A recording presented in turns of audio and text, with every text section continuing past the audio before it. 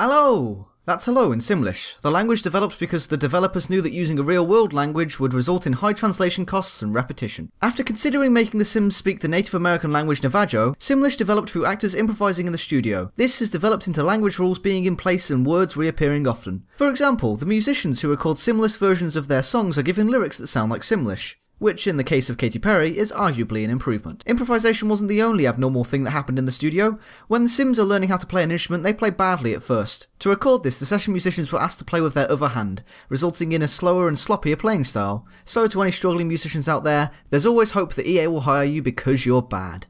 The soundtrack from Old Town in The Sims Unleashed has a jazz-influenced sound.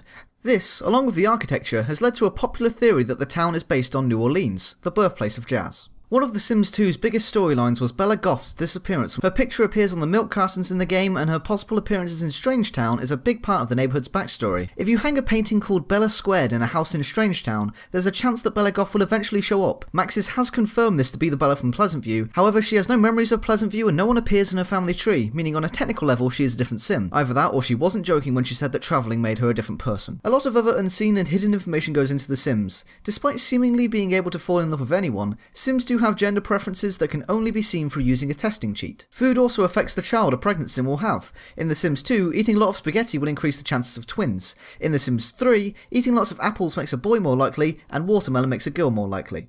Finally, those cravings have a purpose. The Sims was partially inspired when the creator Will Wright needed to rebuy most of his possessions after a fire at his home. Based on this, The Sims was originally just going to simulate architecture. Shortly after the addition of The Sims and life simulation, The Sims was called Home Tactics. Considering the success of The Sims, Will Wright's house fire was probably the most profitable one of all time. Speaking of fires, a server room fire led to a lot of The Sims 2 being lost during production, resulting in the team rushing to complete the game in time for its release. This would explain why the graphic style and features such as weather and drivable cars that were seen in early footage were not included in the base Sims 2 game. Arguably this wasn't a problem at all, as the game was still incredibly successful and left lots of content to be added in expansion packs. Sadly, EA seems to have taken this as an official policy, and less features have appeared in the base games of Sims 3 and 4. The first object created was the toilet. It was also the only object in the original game that Sims would use differently based on gender, with male Sims occasionally standing up, although they always put the seat back down, so this game wasn't realistic at all. The Sims franchise has a combined sales total of over 175 million copies worldwide.